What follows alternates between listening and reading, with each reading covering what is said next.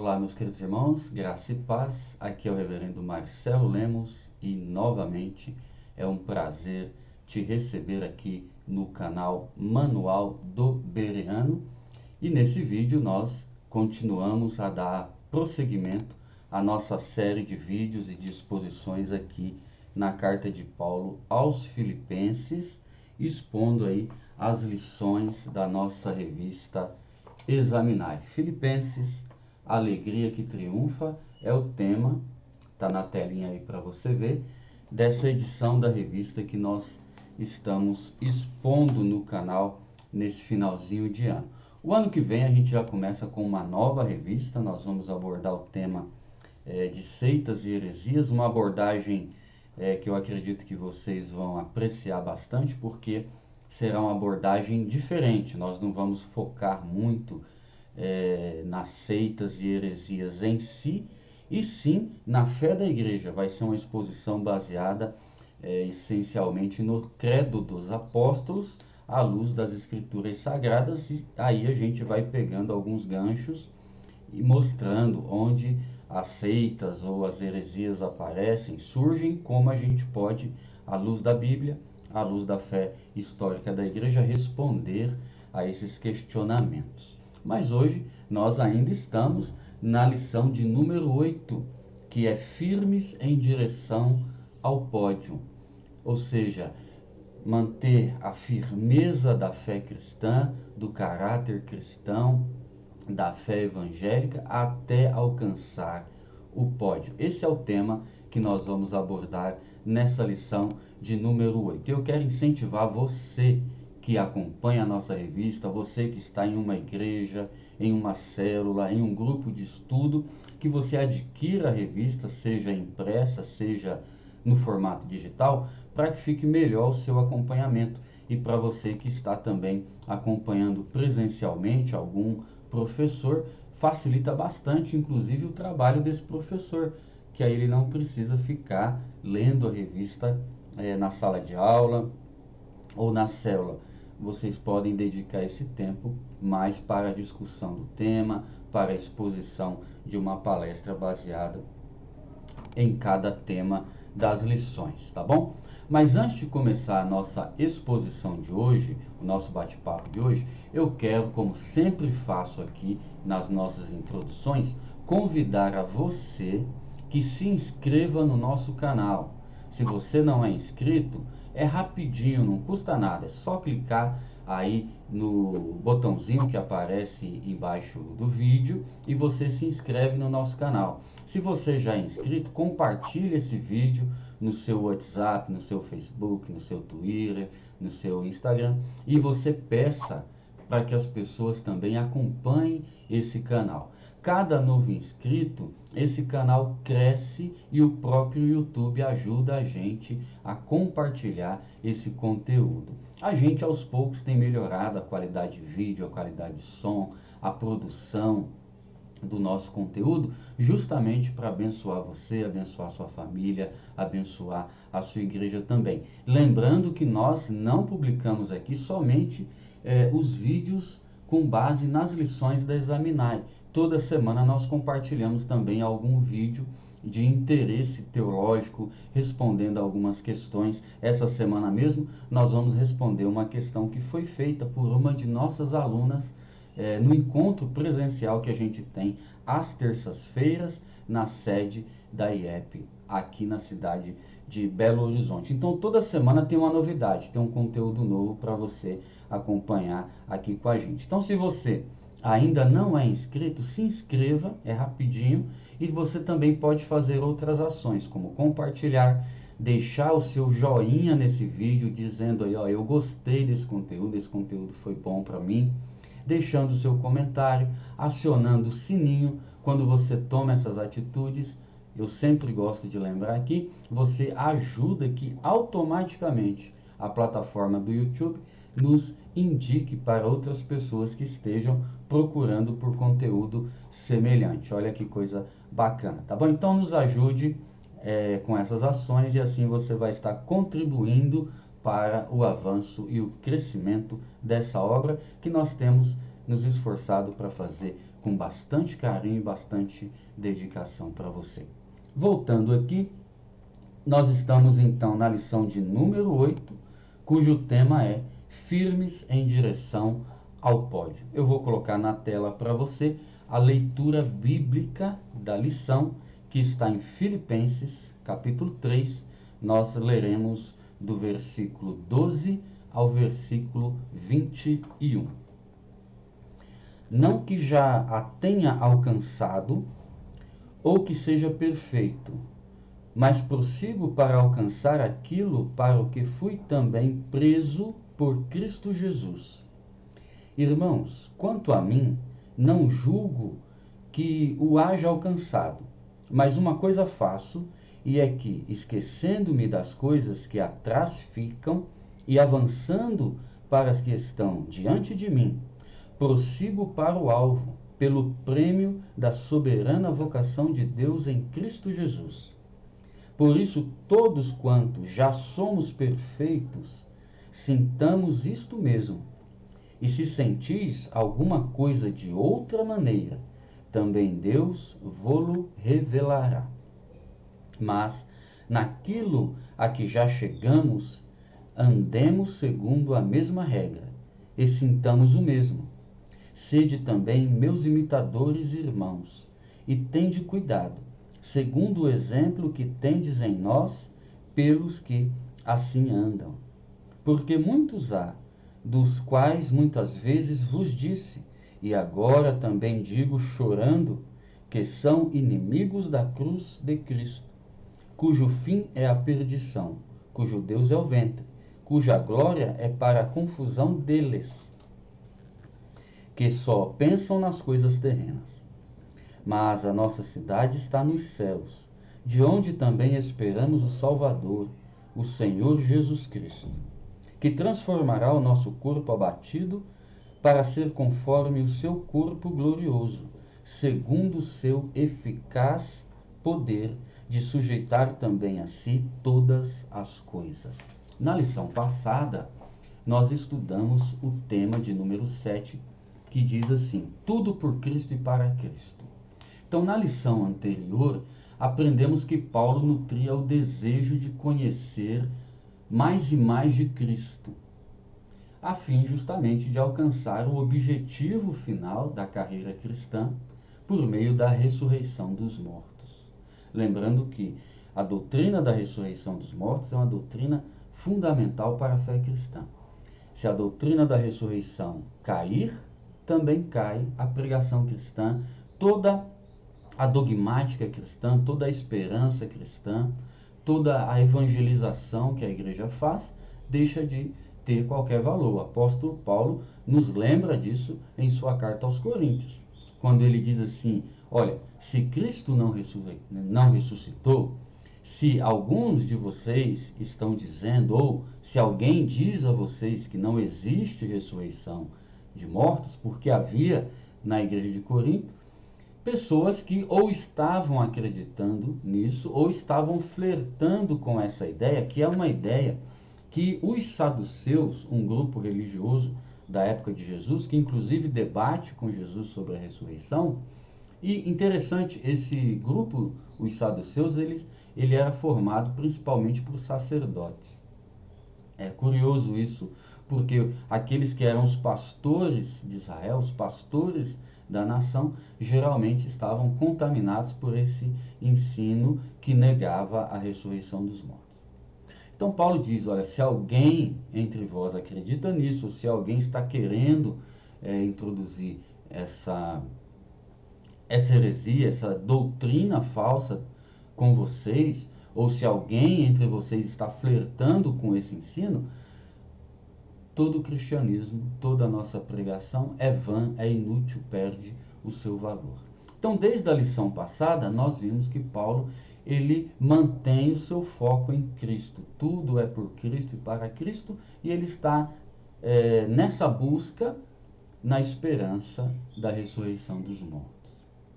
Então, na sequência daquela lição que nós tivemos na semana passada, que é a lição de número 7, Quando você segue a leitura do texto, você chega aqui em Filipenses, capítulo 3, do versículo 12 ao 21. E nessa nova sequência do texto, Paulo introduz uma linguagem que se utiliza da expressão do atletismo romano. E essa linguagem do atletismo romano que ele se utiliza é para descrever a sua firme disposição de seguir rumo ao objetivo final. Então ele está de olho no prêmio, é o que ele diz aqui no versículo de número 14, né? Ele diz que ele não julgava já ter alcançado o seu objetivo final, mas ele fala: prossigo para o alvo, pelo prêmio. Ele tem um alvo, ele tem um prêmio, ele tem uma coroa, ele tem uma medalha, digamos assim, para ser alcançada. Esse prêmio, esse troféu, essa medalha, é uma imagem comum na teologia de Paulo, quando ele fala das recompensas que aguardam os cristãos. Então, era a ideia que ele tira do atletismo, que hoje a gente vê muito nos Jogos Olímpicos, por exemplo, onde os atletas se reúnem, competem entre si e, no final, aqueles que vencem todas as dificuldades, todos os obstáculos, que superam tudo que tentava impedi-los de chegar na reta final, de cruzar a linha da chegada, eles são então galardoados, ou seja, eles são recompensados pelo seu esforço, eles são recompensados pela sua luta, pela sua batalha e pela vitória que eles alcançam. É essa imagem que Paulo traz para nós nesse texto de Filipenses que nós colocamos na tela, e é o tema dessa lição de número 8, que vai justamente trazer isso: firmes em direção ao pódio. Então, nesse vídeo de hoje nós vamos abordar um pouquinho desse tema dentro dessa perspectiva de Paulo. Então, mantenha sempre em mente o seguinte, que para Paulo a sua meta, o seu objetivo de vida, como está nesse versículo 14, é justamente prosseguir para o alvo, prosseguir em direção ao prêmio, que é o prêmio destinado aos cristãos pela soberana vocação de Deus em Cristo Jesus, ou seja, é pelo Evangelho, é pela fé em Cristo Jesus. E Paulo fala desse objetivo que ele tem e, na sequência, ele está também convidando os filipenses e, portanto, a nós hoje, a imitá-lo. Ele está buscando despertar essa igreja para que, assim como ele, cada cristão de Filipos e cada cristão de hoje possa almejar e buscar alcançar essa mesma gloriosa recompensa que está no coração do apóstolo Paulo. E o nosso primeiro objetivo na lição é abordar esse desejo que há no coração de Paulo. Há um primeiro aspecto desse desejo no coração de Paulo, que é o seu sentimento de incompletude. É o sentimento que Paulo tem de que ele ainda não atingiu o alvo desejado. E por que é um sentimento de incompletude? Porque Paulo entende que esse alvo, ele é um alvo que tem dois aspectos. Primeiro, é o alvo final, escatológico, de você alcançar aquela glorificação final por meio da ressurreição dos mortos no encontro com Cristo, na segunda vinda do Senhor Jesus Cristo. Mas é também um alvo que você atinge paulatinamente na sua vida cristã. Então, é não só o alvo de chegar na reta final, mas de chegar bem nessa reta final. Você tem um padrão e você vai crescendo, você vai melhorando, você vai sendo aperfeiçoado, você vai se tornando mais maduro na fé cristã, no caráter cristão, justamente para que quando você chegar na linha final, você tenha a capacidade de cruzar essa linha. E para Paulo, ele tem consciência de que essa maturidade nele, esse alvo nele, nesse aspecto experimental, ainda não estava completo. E é por isso que ele começa dizendo na nossa leitura: não que já tenha alcançado, ou que seja perfeito, mas prossigo para alcançar aquilo para o que também fui preso por Cristo Jesus. Lembrando, eu sempre gosto de lembrar aqui, já fiz isso várias vezes, que Paulo, ao escrever essa carta, ele está preso.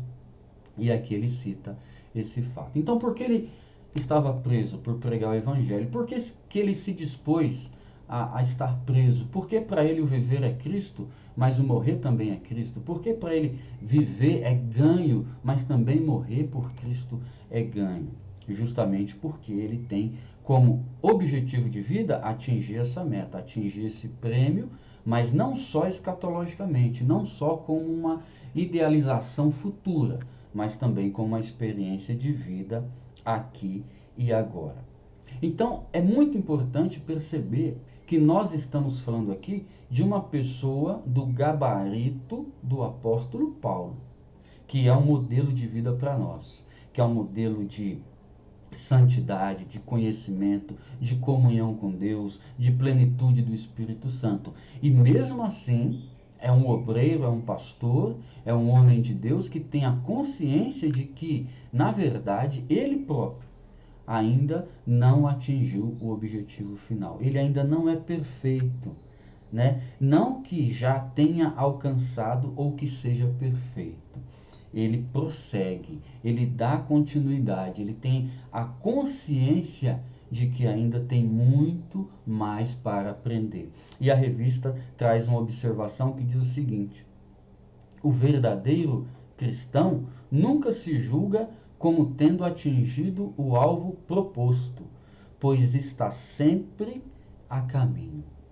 Então, uma das qualidades da vida cristã é você perceber que você está sempre a caminho. Você nunca chegou no destino. Até que aquele glorioso milagre, aquela glorificação por meio da ressurreição, da volta de Cristo, que é uma esperança escatológica ainda para nós, é preciso ter essa consciência de estar sempre a caminho. No caminho e a caminho, sempre crescendo em graça, em conhecimento, em santidade, em maturidade cristã, em maturidade de caráter. Então o cristão ele precisa ter sempre sua meta diante dos olhos.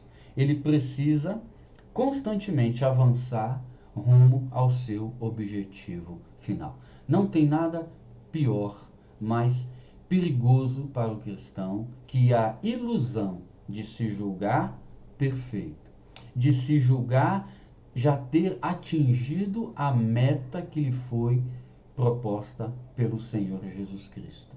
Seja no seu ministério, seja no seu caráter, seja no desenvolvimento, na busca dos dons.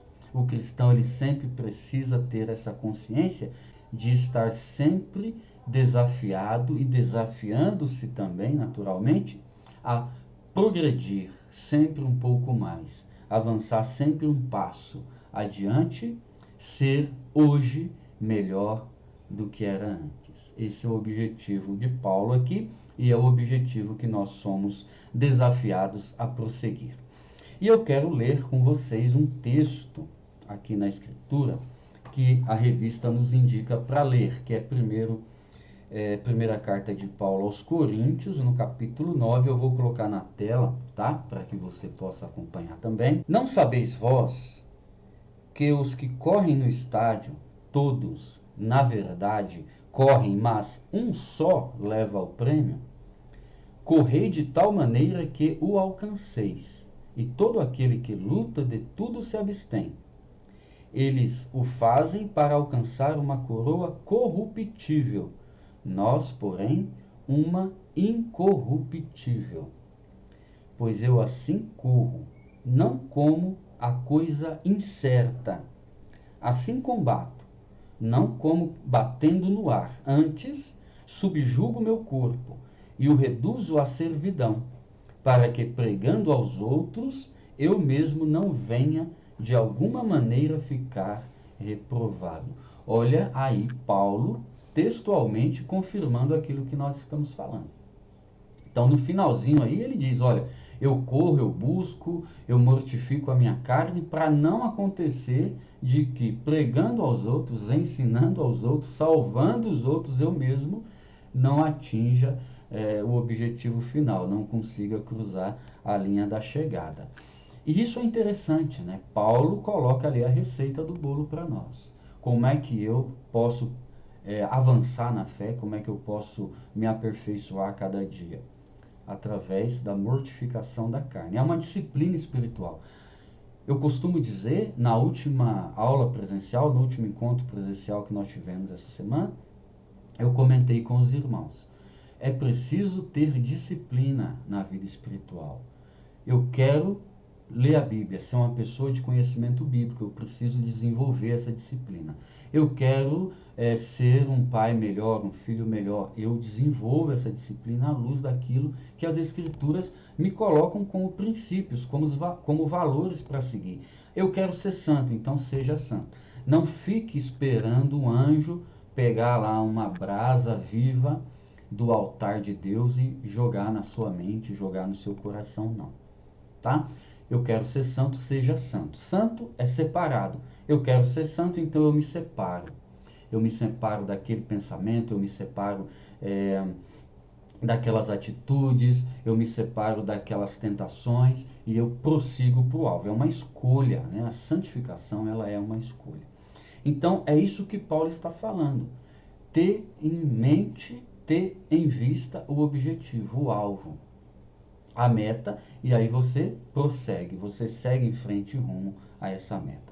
Então, num primeiro momento, Paulo ele fala desse sentimento de incompletude que ele tem, ou seja, a sua convicção, a sua certeza e o seu realismo a respeito de si mesmo, que ele ainda não alcançou a sua meta final e por isso ele se mantém rumo ao pódio, que é o segundo ponto aí desse tópico, que a lição traz para nós. E por duas vezes Paulo afirma, né? Prossigo para alcançar aquilo para o que fui também preso por Cristo Jesus. E depois ele ainda diz, e uma coisa faço, que esquecendo-me das coisas que atrás ficam e avançando para as que estão diante de mim, prossigo para o alvo pelo prêmio da soberana vocação de Deus em Cristo Jesus. É o prêmio, é a meta final, é a linha de chegada, é o pódio. Então Paulo, ele se demonstra totalmente comprometido com esse alvo, com esse objetivo. E para isso ele tem a consciência da necessidade de ultrapassar os obstáculos, que são as tentações, as perseguições, o próprio desafio das disciplinas espirituais, não é? Pense, por exemplo, nos dons espirituais. Muita gente fala, mas hoje não acontece isso, não acontece aquilo. Antigamente havia mais milagre na igreja, havia mais sinais, a pregação parece que tinha maior efeito, havia mais conversão na igreja. Mas será que a diferença está nos dons, a diferença está no Espírito, a diferença está no agir de Deus em si, ou está em nós? Porque uma coisa interessante sobre os dons é a necessidade de buscá-los. E essa semana aqui no canal nós vamos publicar um vídeo sobre o que significa estar cheio do Espírito Santo, e a gente vai falar um pouquinho sobre isso.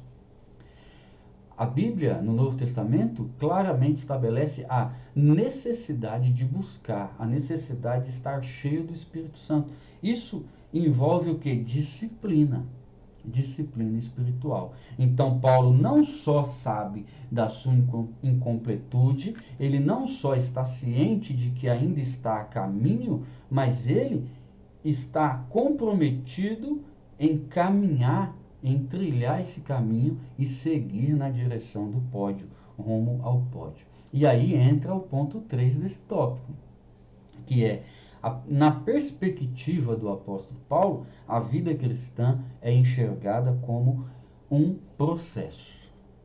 A vida cristã não é algo que o cidadão nasceu de novo e de uma hora para outra ele se torna perfeito.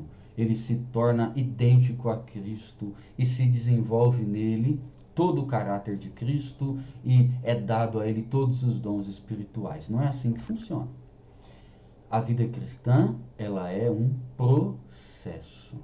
A vida cristã é algo progressivo, é algo que deve crescer, algo que deve ser desenvolvido paulatinamente, dia a dia, diante das tentações, diante das dificuldades, diante das aflições, diante das lágrimas, dos sorrisos. Nós vamos, com o auxílio absolutamente indispensável do Espírito Santo, prosseguindo cada vez mais rumo ao pódio. Então, a vida cristã é um processo.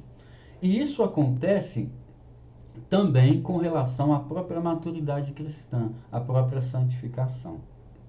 Eu já comentei aqui no canal algumas vezes que existem dois aspectos da santificação. Existe um aspecto da santificação que é posicional. O Novo Testamento, quando ele se refere aos cristãos, ele constantemente vai chamá-los de santos. Santos no Senhor, santos de Jesus, etc. Porque é uma mudança de posição. Né? Se antes de Cristo você está aqui na posição de juízo, na posição de réu, em Cristo você é colocado na posição de justo.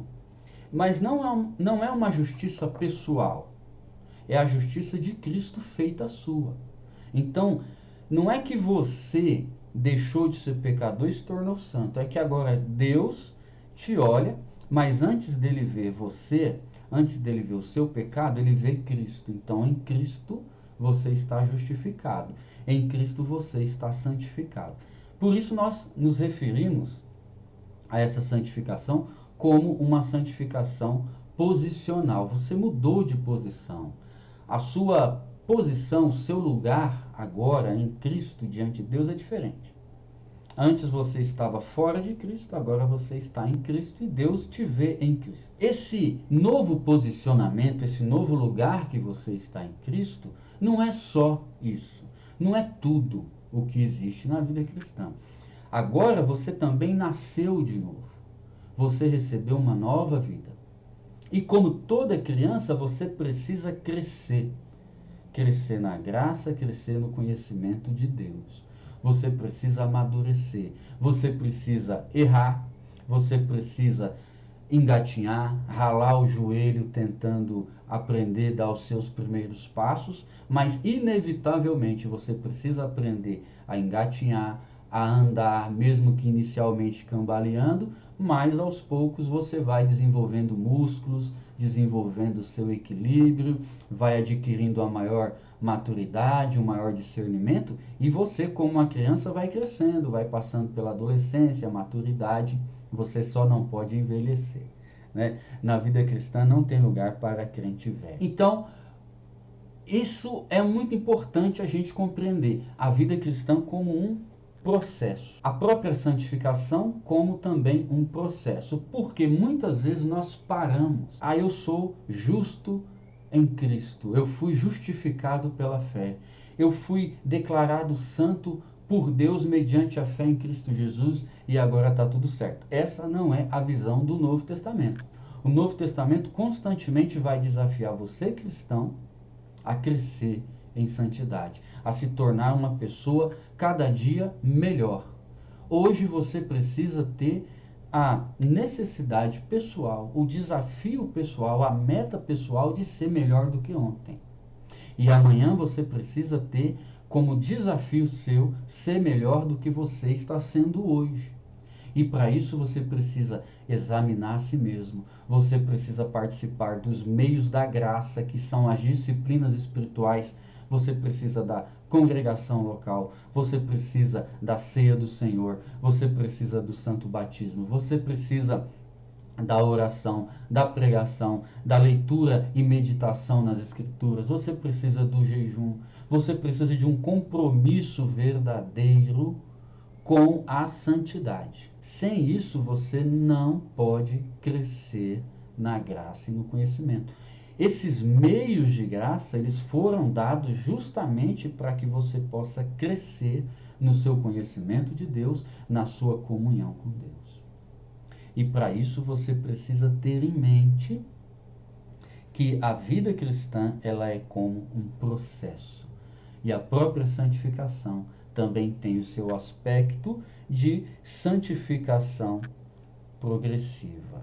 E sobre isso é interessante também o seguinte: não se deve esperar, e essa observação está aqui na revista, que os crentes alcancem o mesmo grau de maturidade, nem ao mesmo tempo. Então, assim como as crianças, os nossos filhos, cada um se desenvolve de uma forma, e enquanto eles vão se desenvolvendo e crescendo, eles demonstram interesse mais por uma coisa, mais por outra, assim também é na vida cristã. Nós não devemos esperar que todos cresçam no mesmo ritmo e que todos alcancem juntos o mesmo grau de maturidade, e nem que essa maturidade seja alcançada pelos mesmos caminhos.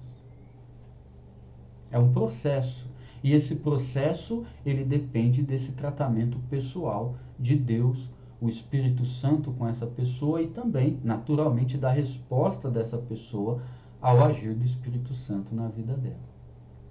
E por isso, quando você vai se tornando mais maduro, um vai ser missionário, outro vai ser pregador, outro vai ser evangelista, pastor, diácono, o outro vai ser aquele membro de igreja que não tem nenhum ofício, mas é um excelente conselheiro, é um grande intercessor, é um grande pai, é uma grande mãe. Porque a vocação cristã, ela não está somente nos ofícios de uma igreja, de uma instituição. A vocação cristã, ela é experimentada, desenvolvida e vivida em cada aspecto da sua vida.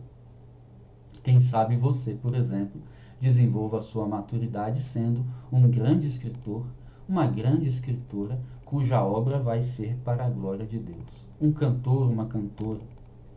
Então a vocação cristã, ela é muito mais abrangente do que simplesmente as quatro paredes do serviço religioso. Então a gente não pode esperar que todos se desenvolvam da mesma forma, nem no mesmo ritmo. Então, às vezes, quando eu estou já aqui num certo patamar, num certo degrau da vida cristã, eu tenho aquela tentação de querer julgar o irmão que está num patamar, aos meus olhos, inferior. Ele ainda não alcançou, ele ainda está tendo recaídas em coisas que eu já superei, que eu já venci. Mas o meu papel aqui em cima nunca pode ser o de acusador. O papel de acusador é sempre de Satanás. Quando você acusa um irmão, você está fazendo o papel de Satanás. Com isso eu não estou dizendo de se minimizar o pecado, de não levar o pecado ao conhecimento da igreja, por exemplo, dependendo da situação. Não é disso que eu estou falando. Estou falando daquele juízo pernicioso, aquela murmuração que a gente às vezes tem, do disse-me-disse, do fala mal do outro irmão, do juízo contra o outro irmão. Nunca é isso. Mesmo quando você precisa lidar com o pecado de uma pessoa, a postura importa. E a postura deve ser sempre de levar, de conduzir essa pessoa para o alvo, para o objetivo, para a meta final. E Paulo tem um alerta sobre isso. Ele diz assim, olha, aquele que está de pé, cuidado para não cair. Então eu estou nesse patamar, mas se eu não tiver cuidado eu posso cair. Então a vida cristã, ela é progressiva, ela é um processo, ela é um caminho.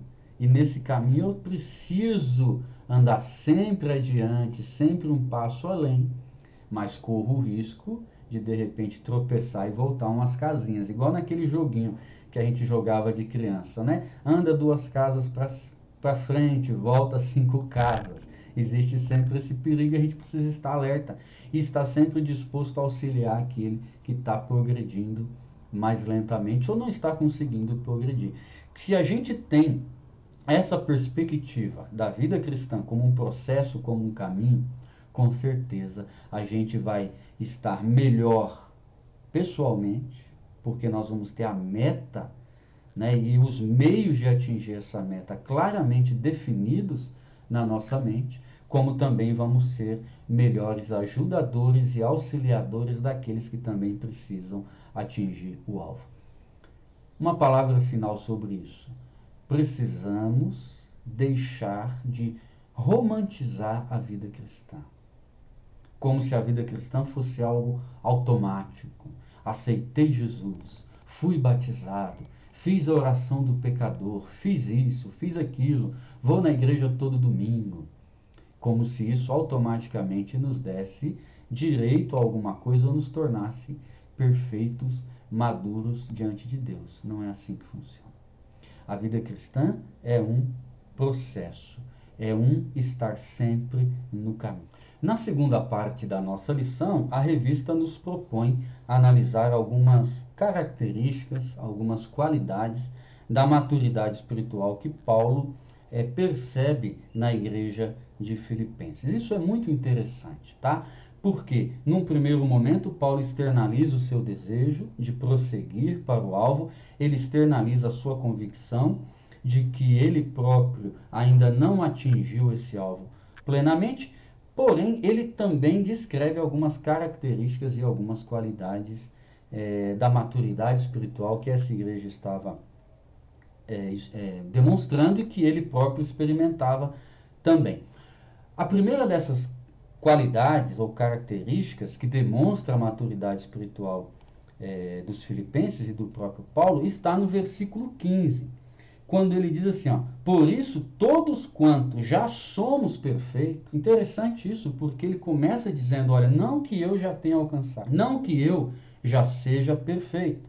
Porém, no versículo 15 ele diz assim, ó, por isso todos quantos já somos perfeitos. Isso é surpreendente e parece até contraditório, mas na verdade é o paradoxo da vida cristã.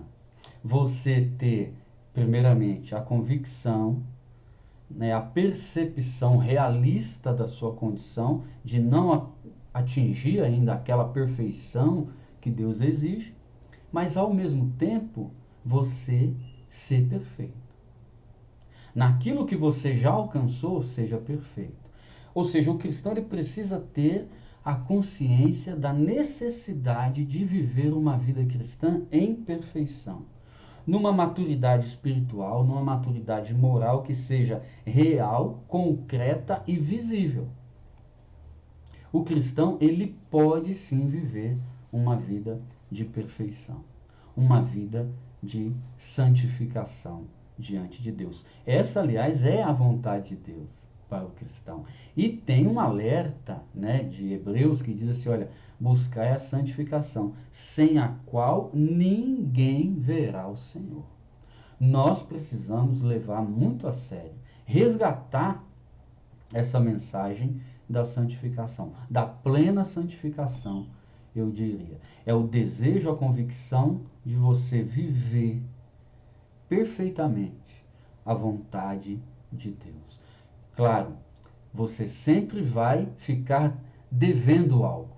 Você sempre vai estar aquém do objetivo final. Mas naquilo que você já recebeu do Senhor, aquilo que você já desenvolveu, já amadureceu, você precisa estar comprometido em viver isso plenamente e buscando crescer ainda mais, desenvolver ainda mais a santificação na sua vida. É interessante que foi essa convicção da plena santificação que moveu o grande avivamento de John Wesley. E aí eu quero trazer uma curiosidade para você, especialmente você que é pentecostal. Esse avivamento de John Wesley deu origem a diversos movimentos. O primeiro deles, obviamente, foi o próprio movimento metodista, que depois da morte de Wesley vai se transformar numa denominação separada à parte da Igreja da Inglaterra. John Wesley, na verdade, ele era anglicano. E ele cria uma associação, mas é uma associação de ministros leigos, digamos assim, dentro da Igreja da Inglaterra. Somente após a sua morte é que essa organização vai se separar e formar um corpo eclesiástico distinto, como nós hoje conhecemos. E esse movimento ele vai influenciar outros movimentos, dentre eles o movimento de santidade. que é um movimento que pregava justamente isso, a necessidade de você se aperfeiçoar na fé, se aperfeiçoar no caráter de Cristo, se aperfeiçoar na maturidade cristã. Você ter como meta a perfeição. Então, esse movimento de santidade, por sua vez, vai influenciar outros movimentos. E um deles é o movimento chamado Avivamento de Gales, que surge, evidentemente, pelo nome no país de Gales. Né? Um dos grandes nomes desse avivamento foi Roberts.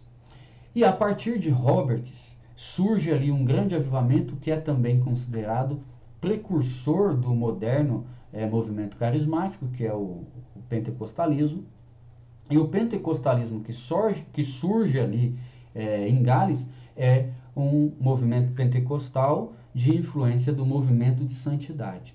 Então, se você analisa a história do pentecostalismo, você vai ver inicialmente duas grandes correntes, que elas meio que se complementam e nem sempre é fácil distinguir a diferença entre eles.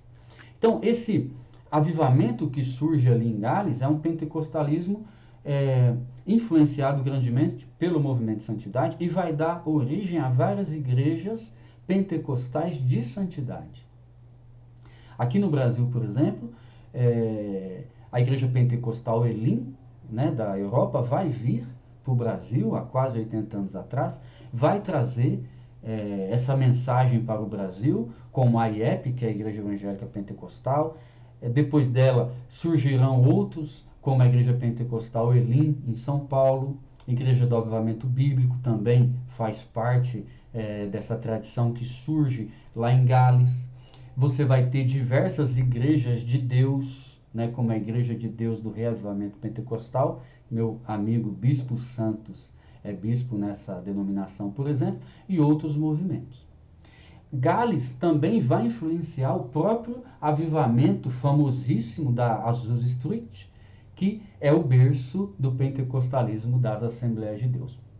No entanto, com o desenvolvimento da Assembleia de Deus, você vai ter uma outra corrente do pentecostalismo, que é um pentecostalismo chamado de pentecostalismo da obra consumada. E aí tem uma diferenciação entre essas duas correntes. Por quê? No pentecostalismo de santidade, entendia-se que o batismo com o Espírito Santo, ele tinha as línguas, os dons espirituais, ou pelo menos os dons extraordinários, né, como algumas pessoas os denominam, mas também essa infusão do Espírito Santo que torna o cristão capaz de desenvolver a plena santificação. Enquanto que no pentecostalismo da obra consumada, ele é chamado de obra consumada justamente porque ele vai enfatizar aquela santificação posicional. Então você já é santo em Cristo Jesus. Enquanto que no movimento de santidade, você é santo em Cristo Jesus, mas o Espírito Santo, no pentecostalismo de santidade, a segunda bênção, digamos assim, ela inclui a plena santificação, essa infusão de poder para que você se torne plenamente santificado. Independentemente disso, no pentecostalismo clássico, seja ele de santidade, seja ele da obra consumada, você tem uma ênfase muito grande no aspecto da santificação, nesse progresso da vida cristã. Então, essa pregação de Wesley, ela vai influenciar muito a origem do movimento pentecostal. E por isso o movimento do pentecostalismo, ele é muito focado no aspecto da santificação. E infelizmente hoje é triste perceber que nem sempre esse aspecto tem sido devidamente enfatizado e buscado no meio pentecostal. Ou, quando ele é buscado, ele acaba confundido com moralismo ou legalismo religioso. Quando, na verdade, a plena santificação, a busca da santificação, nada mais é que almejar o caráter de Cristo, desenvolver em si o caráter de Jesus. Então, eu quis fazer esse breve parêntese para explicar um pouquinho da origem do pentecostalismo, principalmente para você que, como eu hoje, está numa igreja pentecostal cuja origem é o movimento pentecostal de santidade, que vem lá do avivamento de Gales. Então, no passado, os pentecostais, eles estiveram firmemente comprometidos com a vida santa. Isso é um comentário da revista. E o Senhor operava maravilhosamente. Então nós precisamos resgatar essa perspectiva. Tenho a impressão que no nosso meio pentecostal, muitas vezes se dá ênfase aos dons, a manifestações exteriores, e nem sempre a mesma ênfase é dada para a manifestação interna do Espírito Santo. O fruto, as qualidades do fruto do Espírito Santo na vida cristã. E aí Paulo, dentre as qualidades, essas características que ele identifica na maturidade espiritual dos cristãos, ele vai apontar outras duas qualidades. Então, primeiro é esse desejo pela perfeição cristã, esse experimentar da perfeição cristã, agora já, né, obviamente com a capacitação do Espírito Santo. E aí ele vai falar da perfeição cristã, ou seja, da relação dessa perfeição cristã com a unidade da igreja. Ele vai dizer isso no próprio versículo, quando ele diz assim, ó, por isso todos quanto já somos perfeitos, sintamos isto mesmo. E se sentis alguma coisa de outra maneira, também Deus vos revelará. Aqui ele está falando do quê? Dessa relação da perfeição cristã com a unidade da igreja. E isso acarreta um grande desafio. Por isso que ele diz, se alguém sente algo diferente, Deus vai revelar. Deus vai colocar as coisas nos eixos. Ou seja, eu concluo a partir disso que é impossível a uma igreja marcada por divisões, por conflitos, por desavenças, é impossível a essa igreja ser considerada uma igreja madura na fé. Muito pelo contrário. Obviamente que, como numa família, as pessoas pensam diferentes, têm necessidades diferentes, perspectivas diferentes, mas você, numa família saudável, ajusta a carga ali da carruagem para poder se manter no caminho. Se, porém, essa divergência de opinião, de alvos, etc., é tamanha a ponto de afetar a unidade da igreja, afetar o bom desenvolvimento do trabalho cristão, então essa igreja não pode ser descrita como uma igreja perfeita, como uma igreja madura na fé. E Paulo também vai colocar como outra característica no versículo 17, como o discipulado. Uma das características da maturidade espiritual é o discipulado. E aí tem dois aspectos do discipulado. Primeiro, que cada cristão precisa estar disposto a ser um discípulo. É o que Paulo fala no versículo 17. Sede meus imitadores. Então, quando eu estou disposto a ser um discípulo, a ser um imitador de Cristo, mas não só de Cristo, ser um imitador daquele irmão mais maduro na fé, daquele obreiro mais maduro na fé, aí eu estou dando uma prova da minha maturidade espiritual. Eu posso imitar um ser humano, eu posso imitar o homem? Pode. Se esse homem imita Cristo, se esse homem está à frente de mim, ele é mais espiritual do que eu, ele é mais maduro do que eu posso e devo imitar essa pessoa. Então, a disposição para ser discípulo de Cristo e dos verdadeiros cristãos é uma característica daquele que é maduro na fé e prossegue buscando mais maturidade na fé. Eu só vou imitar Cristo. Aí você entra naquilo que Paulo denuncia na carta aos Coríntios, né? Não, eu sou de Cristo. Eu sou de Paulo, eu sou de Apolo. Né? Então não é só eu sou de Paulo, eu sou de Apolo que Paulo critica. O eu sou só de Cristo, Paulo também está criticando. Muito pelo contrário. Aquele irmão que está adiantado na fé, seja imitador, seja imitadora dela ou dele.